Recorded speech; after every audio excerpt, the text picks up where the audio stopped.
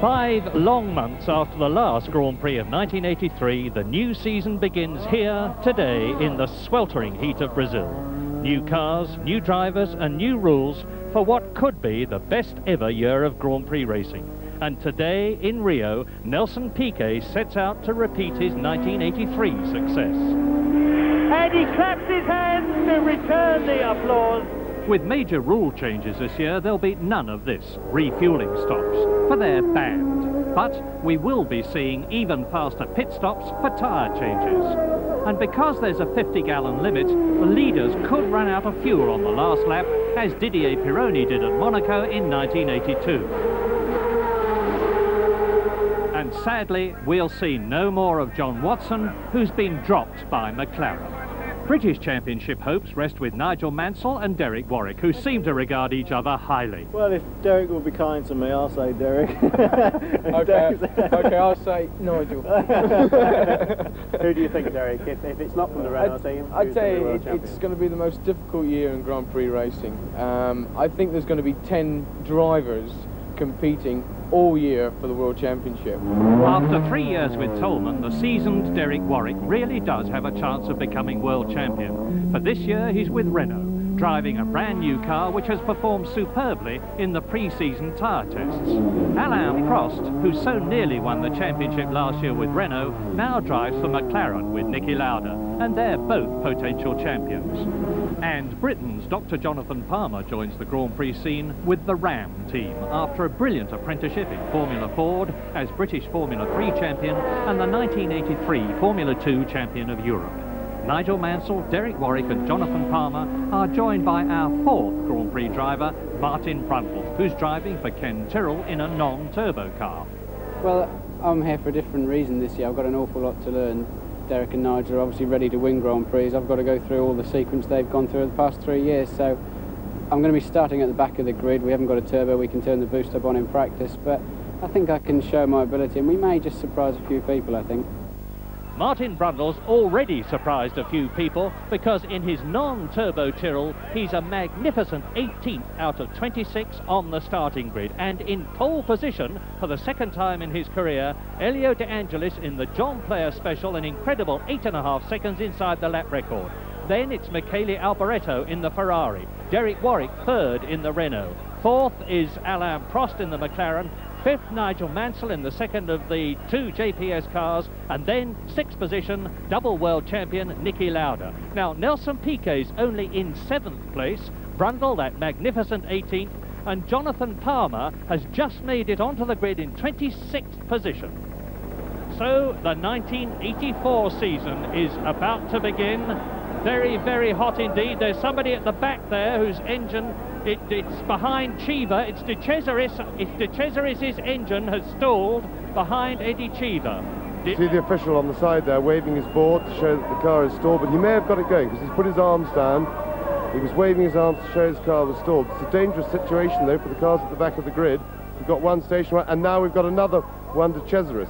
Desperately dangerous situation that, and thank heavens they've had the sense to delay the start. You will recall that that was what tragically happened at the Canadian Grand Prix when Riccardo Paletti rammed Didier Pironi's car. Now that's interesting too. Look at that. That is silver foil being put over the tank of the Ligier in order to reflect the sun's rays away from the petrol tank and thereby keep the fuel itself as cool as possible. Now, we haven't had a chance to tell you this before, but several teams have actually, or had actually, put specially cooled fuel into their tanks. Tolman, Lotus, Renault, McLaren and Ligier, because by cooling the fuel, you're actually able to get more in the tank.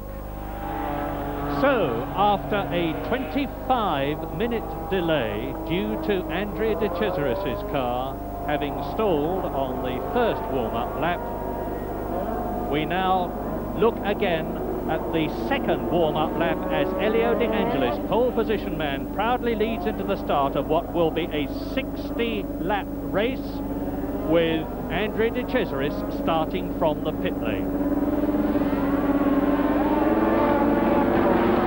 A very good start by Michele Alboreto, who has gone into the lead. Derek Warwick has passed Michele Alboreto, and Nelson Piquet has been left on the grid. A push start, is that going to cause trouble? That's what led to Keke Rosberg's disqualification after the pit stop last year. De Cesaris is in the race. Michele Alboreto leads his first Grand Prix in Ferrari, the brand new Dr. Harvey Postlethwaite designed car, and behind him in second place it's Derek Warwick. So the British driver is in second place. Alboreto leads, lap 1 out of 60. And quite a messy start here with a stalled car there. You see 2 stalled cars, that's Cecotto in the foreground there. A lot of weaving around, but they all got through safely. A little bit of touching, but quite hairy, but nevertheless okay. Yep, Lauda passes Mansell. Mansell in 4th position now. De Angelis in 5th position behind him, and Niki Lauda has got a superb race tyre for this event. And look at Alain Prost now. Alain Prost coming through and passing. There he is, Alain Prost, number 7, passing Patrick Tambay. I've got a feeling that the Marlboro McLarens with their Porsche designed V6 tag engines and their Michelin tyres are going to be the cars to watch in this race. Yes, I'd go along with that completely, Murray, particularly in view of the fact that we're in an age of very high technology, with the engine management systems being very important to use that 220 litres that they've got to the best advantage, and Porsche have considerable experience of economy driving with limited fuel capacities in their long distance racing and turbocharged engines. So they have more experience than any other team in the business as far as engine management is concerned, and that points very well for Marlboro McLaren. And as we look at the 2 JPSs in 3rd and 4th positions, with Patrick Tambay closing up on De Angelis in the Renault, Patrick Tambay, and trying to take him, and I think doing so, we look at Niki Lauda coming towards us in 3rd position. 4th is Nigel Mansell, number 12. 5th now is Patrick Tambay. 6th is De Angelis. 7th is René Arnoux. 8th in the red and white Marlboro McLaren is Alain Prost. And so now the Renaults, who have got the Michelin tyres that the 2 Marlboro McLarens have got, are moving up through the field, and it's significant that Renault engined cars are in the top 6, 4 of them, all 4 of them, except the 2 Ligiers, of course. Now there is De Angelis, there is Mansell going through, and there is Patrick Tambay. And we look across the circuit at the world champion Nelson Piquet after that terrible start of his. Now there is confirmation of the fact that the McLarens are in terrific form.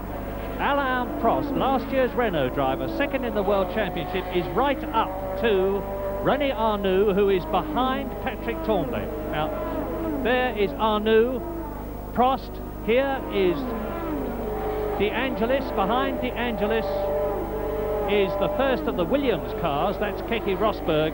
And the race order on this, the 7th lap, is Michele Alboreto is in the lead. In 2nd place is Derek Warwick in the Renault. 3rd is Niki Lauda in the McLaren. In 4th position it is Nigel Mansell. In 5th place is Patrick Tambay. In 6th position it is René Arnoux. In 7th place it's number 7 Alain Prost. 8th is Elio De Angelis. In 9th place is Keke Rosberg. 10th is Teo Fabi. 11th is Eddie Cheever, and in 12th position is Riccardo Patrese. Well, Prost is certainly not winding up any additional power that he might have available if he does. And there he goes down the inside into the hairpin. Long, slow right-hander out onto the main straight, and Prost has nipped through.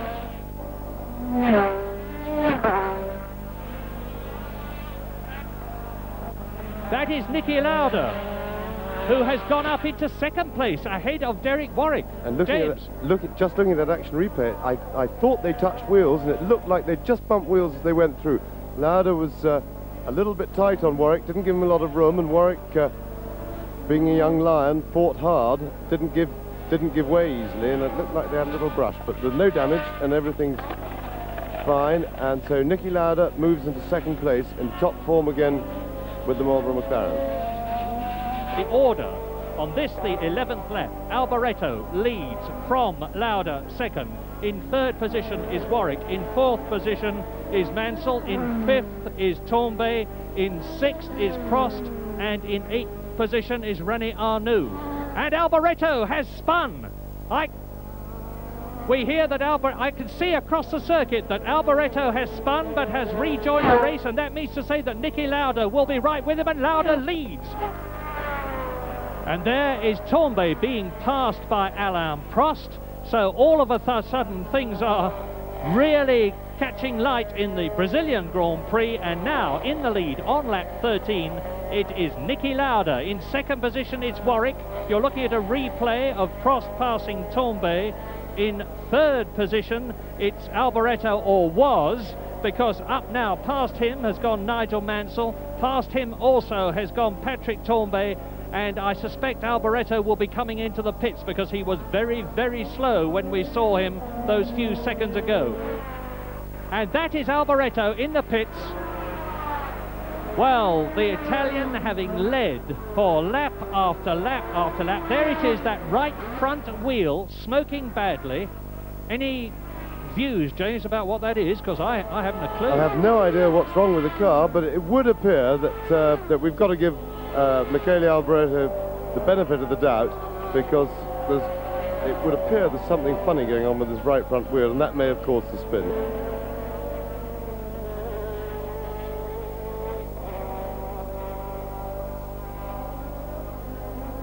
It would be out of character for Alboreto. He's been, his reputation is built on the fact that he's driven quickly and steadily and not made mistakes, particularly unnecessary ones. So let's suppose for the moment that something went wrong with the car. Well, let's take a little breath and consider now what the situation is. We are on lap 14. Our new leader, with Michele Alboreto having spun out of the race and into the pits, is Niki Lauda. In second place is Derek Warwick. In third position is Nigel Mansell. Fourth is Alain Prost. In fifth position is Patrick Tournbay. In sixth position is René Arnoux. And in seventh place it is Elio De Angelis. And into the pits again comes Alboreto.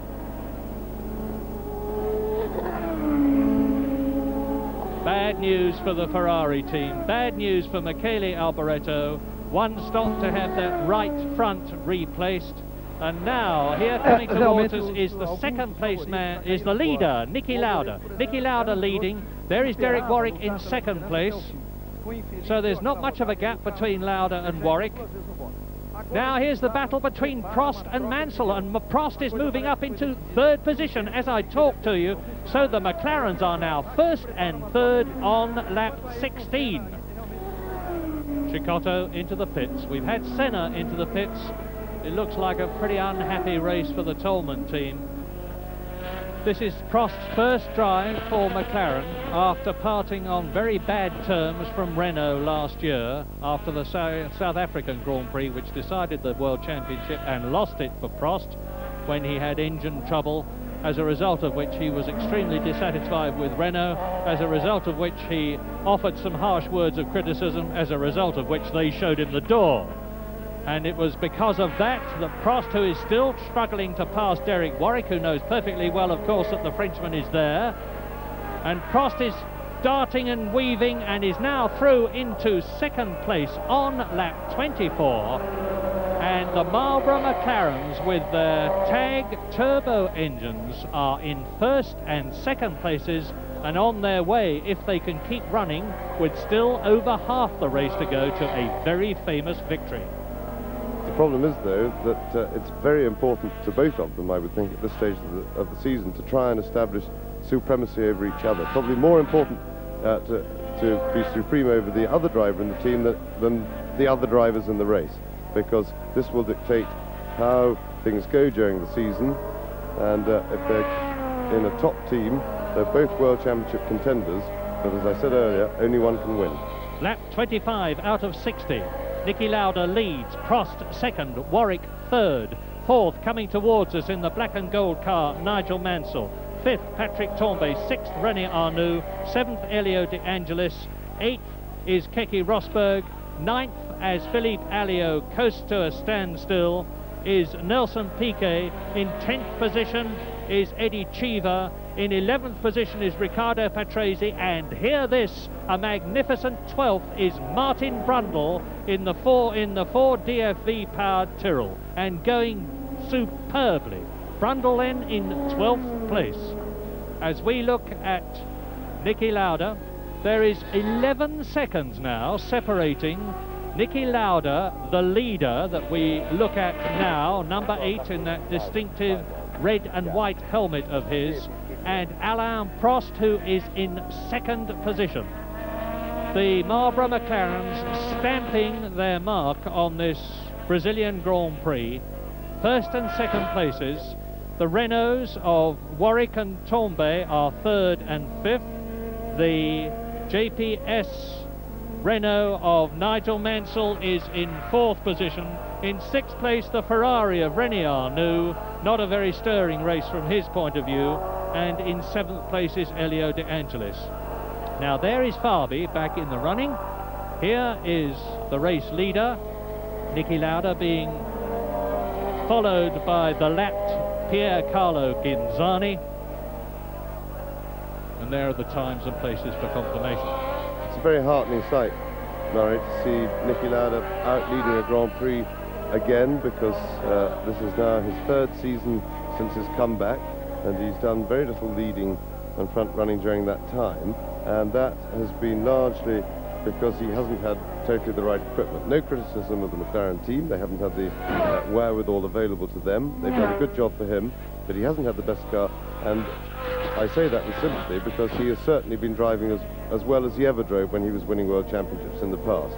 It was equipment rather than his form that held him back over these last couple of seasons, and now it would appear, if the first race of the season, we're not getting overexcited with the point of the form, but it would appear that he's in a fully competitive car, so I think we'll probably see quite a lot of Niki Lauda at the front this year. And Warwick into the pits. This is sensational. Look at it. Warwick slews to a standstill, and that was a bad stop. Has he got a puncture? He came in very messy. That's Patrick Tambay, in fact, who is in the pits. It's not Derek Warwick, but he came in what I'd say is a very disorderly fashion, as if there was something wrong with the car, locked up his brakes, arrived all messily, and that's fairly uncharacteristic for Patrick, because he's a very organised and efficient driver and doesn't do anything silly. In the lead is Niki Lauda. In 2nd place is his teammate Prost. 3rd position is still Warwick, who has his pit stop to make. 4th is Nigel Mansell. 5th is René Arnoux. 6th is Elio De Angelis. 7th is Keke Rosberg. In 8th position now is Nelson Piquet, and in 10th position Eddie Cheever. Well, now you can't see it, unfortunately, but I can, and I'm going to tell you that Martin Brundle, not content with 12th position, is now right with Riccardo Patrese and challenging for 11th position. As into the pits now comes Derek Warwick. How long is this pit stop going to take? It's absolutely critical, because behind Warwick in 4th position and catching him now, of course, is Nigel Mansell, and there's Mansell into the pits. So we now have the 3rd and 4th men in the pits. Up go the rear wheels, and off come the wheels and tyres, on go the pneumatic hammers. That's telling Nigel to keep his brakes on so the car doesn't roll forward. Yes, did you see the back wheel spinning on Nigel's car then, which means the mechanics have great difficulty changing the wheels, and he's supposed to keep his foot on the brake when the car's on the jack. So I don't know what was going on then, but I think that might have been a bad mistake by Nigel. In the lead now, and Arnoux, René Arnoux has look at him, he's on fire. This is the Ferrari of René Arnoux, was in 4th position. Michele Alboreto already out of the race with that siege right front of his, and now René Arnoux, who had a lot of bad luck last year, looks as though he's starting 1984 no better, because on lap 32 René Arnoux has obviously blown his Ferrari engine. Yes, that looked like a turbocharger failure. There's a little fire around the back, which is probably just the turbocharger. And there's Piquet in the pits, and will he be able to put on possibly a softer compounded tyre? Brabham mechanics signalling as soon as they've done their work, they throw their arms up so the man at the front can signal Nelson when to leave. That looked like a reasonably good pit stop, but not one of Brabham's best. They are at the moment the number one team in pit drill in the business, but I think they have done better than that. Well, it's still Nicky Lauda leading. It is still Prost in second place, and it is still Derek Warwick in third position. Neither McLaren has yet stopped the tyres, and that poses the question, are they going to try and go the race on one set, or are they going to stop late in the race and try and put on the softer set for any sprinting that's required towards the finish? Theo Fabi out of the race, and as a proud Englishman, I tell you proudly that Martin Brundle on lap 34 is in 7th position, and Piquet's gone off. Piquet off, Theo Fabi already out of the race, and he was in 8th position, and Nelson Piquet's race is obviously run. When he was in 8th place, he gets out of the car, his race is finished. Brundle looks set for an extremely good result if he can keep going at the same pace and showing the same form, but even if he can't, it's a magnificent debut for him. And Mansell has spun. I can see across the circuit that Nigel Mansell, who's spun, there's the dust and smoke.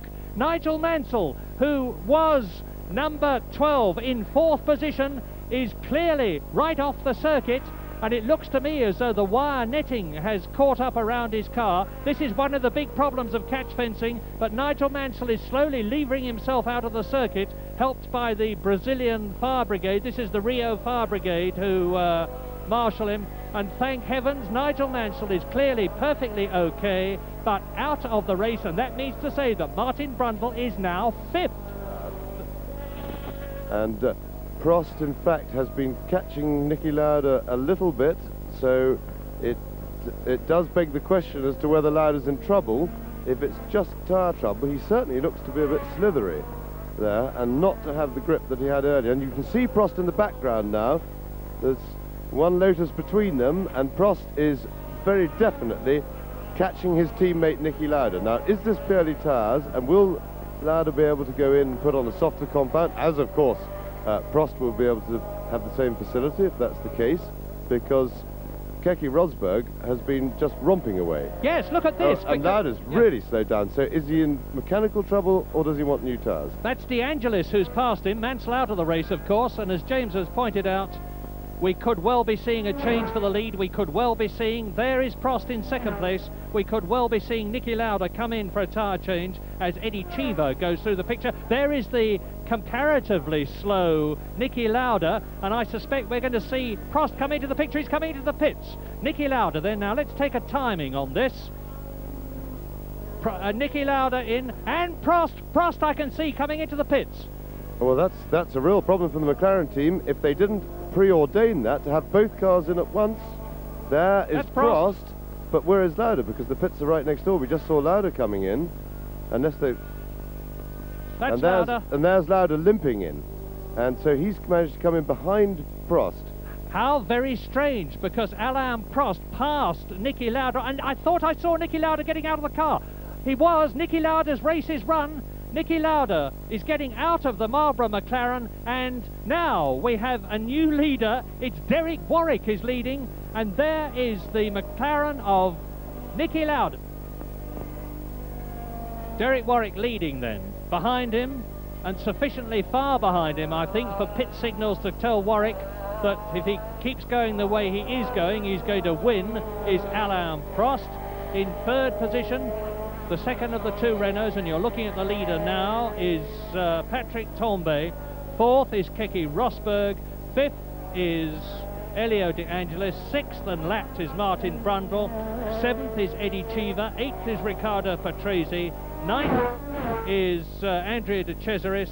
And in 10th position, it is Thierry Boutsen in the 4 DFV powered Arrows. They're not going to get their BMW. Hello, and here is Patrese touring in. I hardly mentioned Patrese's name, it seems, before he's in trouble. Martin Brundle in 6th position. This is an entirely scheduled stop for Martin Brundle in the unsponsored Tyrrell to change his Goodyear tyres. And it looks to me as though the right front is stuck. Did you notice some water being put in there? That was to bring the weight of the car up to the legal limit at the end of the race. Rosberg, number 6, who is in 4th position, with the Renault right behind him. It's the Renault of Derek Warwick. So Rosberg in the white and green Williams has unlapped himself from Warwick, who responds by repassing Keke Rosberg, chased by Elio De Angelis, and the position is Warwick leading. Prost is second, Tombe is third, in fourth position it's Rosberg, in fifth position it's De Angelis, in sixth position it is Cheever, in seventh position still after his pit stop Martin Brundle. In eighth position behind Brundle it is now, well, it was Andrea De Cesaris, but he's out of the race. Thierry Boutsen is in 8th position, Mark Sura is 9th, and in 10th position, Jonathan Palmer. So the British drivers are 1st, 7th and 10th. Nigel Mansell, of course, the 4th British driver who started this race, out of it when he was on lap 35 in that excellent 4th place. Well, it's a really encouraging start to the season from the British point of view, with the form of our drivers. We've got Martin Brundle coming up through the field, doing extremely well with his first Grand Prix, and of course Derek Warwick there leading the Brazilian Grand Prix, his first Grand Prix in what I would call a fully professional competitive team, and that doesn't cast any disrespect on the Tolman team, who've done a fantastic job for him. But it was only a question of time to see when when Warwick got in a good car, in a top car, what he could do. And he looked talented in the Tolman team. It was difficult to be absolutely accurate about it, but he certainly confirmed it today. So Derek Warwick, as of this moment, joins the ranks of the top Grand Prix drivers. Jonathan Palmer has closed up into 10th position now, 3 laps behind the race leader, Derek Warwick, who is now on his 50th and soon to complete it lap. And he's been leading now for 10 laps as Derek Warwick. If he can keep it up for another 10 laps, he's going to win his first Grand Prix ever, and of course for Renault. And it looks to me as though Keke Rosberg has got the legs of number 11, Elio De Angelis. Warwick seems to be in trouble. He's touring very, very slowly across the circuit. There is the Renault going very slowly indeed. What absolutely tragic luck for Derek Warwick. We don't know what the problem was, obviously, but on lap 51, with only 9 laps to go, it looks as though we are very soon, at the end of the lap, going to see a new race leader, which will be Alain Prost. First of all, it was Niki Lauda who led for McLaren. Then we had all the changeovers with the tyres being changed. And now, is Derek Warwick going fast enough to retain that lead? There is Prost. Alain Prost goes through. And Warwick is coming into the pits. New race leader of the Brazilian Grand Prix. You're looking at Alain Prost, number 7, ex-Renault team leader in his first Grand Prix for the tag-powered McLaren team, because he drove for them in 1980, leading the Brazilian Grand Prix. As into the pits comes Warwick. Now, what's the trouble?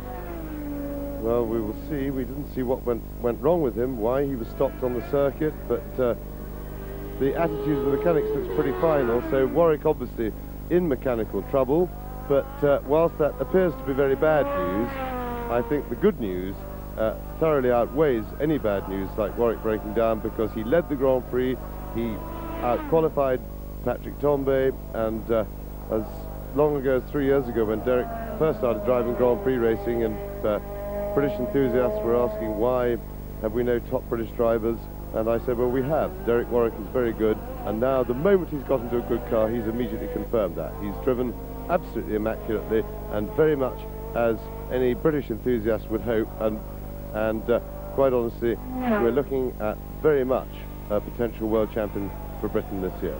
And Warwick is definitely out of the race. That is Patrick Tombe in second place in his first drive for Renault. And the gap, there you are, between Prost and Tombe, nearly a minute. And that means to say that Alain Prost really can stroke it home to win. He's on his 55th lap out of 60.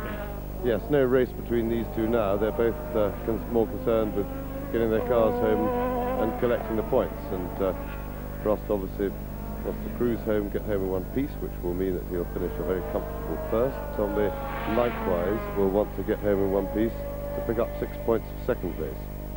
You saw Jonathan Palmer there, number 10, just going through the picture. Here is Tombe coming towards us with one of the arrows coming up. And I suppose what British enthusiasts will be most concerned about at the present moment is keeping their fingers crossed and sending up a silent, if not a noisy, prayer for Martin Brundle in 6th position. World Championship point in his first Grand Prix for Martin Brundle, question mark? Answer, it seems very likely indeed. On lap 57 now, because there's only 4 laps to go now. Alain Prost leads. In second position is still Patrick Tombe. In third position is Keke Rosberg. Fourth is De Angelis. Fifth is Cheever. Sixth is Brundle.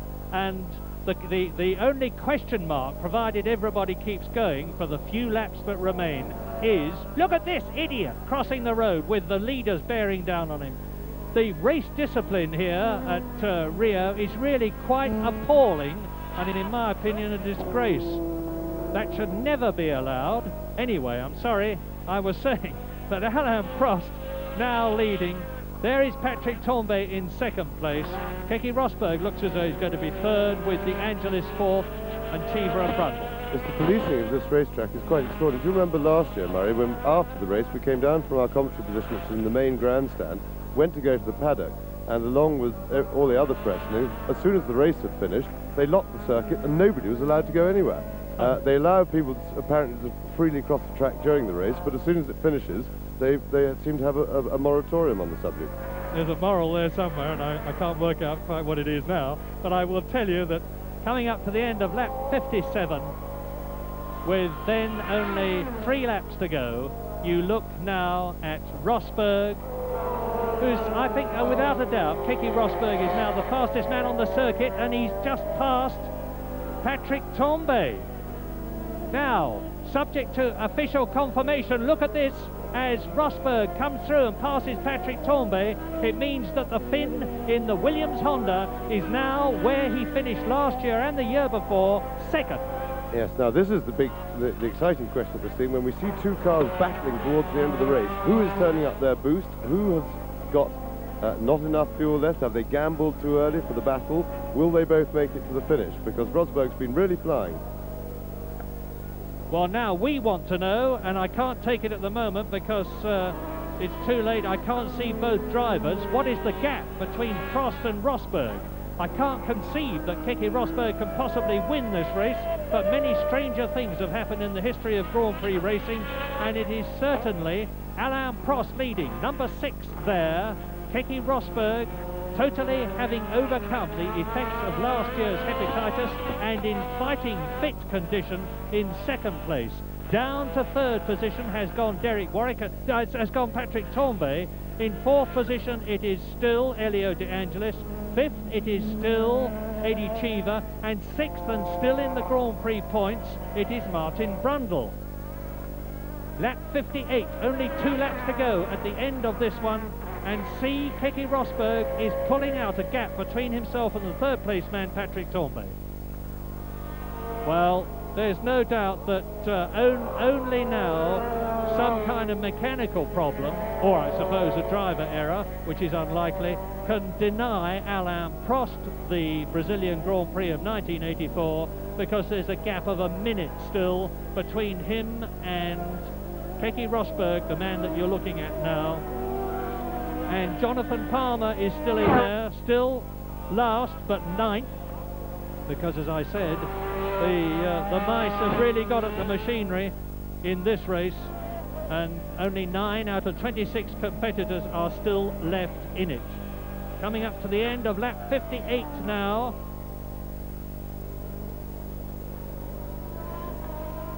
And it's Prost, Rosberg, Tombe, De Angelis, Cheever and Brundle. And look, that's very interesting from a car point of view, because it means to say that McLaren leads, Williams second, Renault third, JPS fourth, Alfa Romeo fifth, and Tyrrell sixth. 6 different teams are occupying the first 6 places. And some very notable ones out of it altogether, especially Brabham and, of course, Ferrari. We've had a very good race today. Above all, we've seen that the cars are pretty equally matched. We've had a lot of mechanical failure, which of course has spread this race out, and it's turned out to be what looks like a very easy win for Alan Prost. But we had one very important question unanswered today, and that is the state of the number ones in 2 of the teams. That's McLaren, who have now confirmed that they have joined the top rank and are fully competitive, about to get their first win. And there's Tombe. And is he out of petrol? Has he done what it could happen to anybody under these new regulations and expired from lack of petrol with a lap to go? But in the meantime, Prost marches on towards what we think will be the checkered flag at the end of the lap, and he has been slower than his number. The big question is with the McLaren team and in the Renault team, who will emerge as the number 1 driver? In both cases, the expected number 2 lasted longer. There's the man with the checkered flag waiting for Prost to come round. The expected number 2 lasted better and got a better result, but Lauda and Warwick confirmed that they're very much top men today and were quicker than their teammates. And Patrick Tambay out of the Brazilian Grand Prix on the very last lap, and I think he's run out of petrol. He was in 3rd place. That means to say that Martin Brundle could finish 5th, even conceivably 4th, if he can get ahead of Cheever on this, the last lap, as the race leader and winner Alain Prost comes shortly out of the last corner to take the checkered flag and to win. Victory for Alain Prost in Brazil. It looks to me as though he's coasting across the line, waving his arms in victory. A magnificent, exciting and totally unpredictable Brazilian Grand Prix then, confirming victory for Alain Prost. Keke Rosberg second. In 3rd position, Elio De Angelis. In 4th place was Eddie Cheever. In 6th position, Patrick Tambay, and a magnificent 5th place, 2 championship points in his first Grand Prix for Martin Brundle in the unsponsored Tyrrell team. It's been a great day. It was very hard work. I can't pretend any other, but the car was very consistent, as were the Goodyear tyres and the Ford engine. The car was just great, so that helped enormously. When Ken Tyrrell stayed with Ford engines, non-turbocharged engines this year, and hired a young driver straight out of Formula 3, I don't think anybody expected you to be in the points. He's proved everyone wrong, hasn't he? He has on this occasion, but don't expect it every Grand Prix. There's so much to learn, but today was a good learning day, that's for sure. But yeah, the principles are basically the same as all. I mean, there's great drivers in England in the Formula 3 Championship and Formula 4 2000. We've all got to come from somewhere, but so I'm pleased that I've done British Motor Racing credit. It was hot and it was hard. How do you feel? They didn't have to lift you out of the car, did they? No, I just about lifted myself out in Parc Ferme, and I'll be happy to fall asleep tonight, that's for sure. A jubilant, entirely justifiably, Martin Brundle.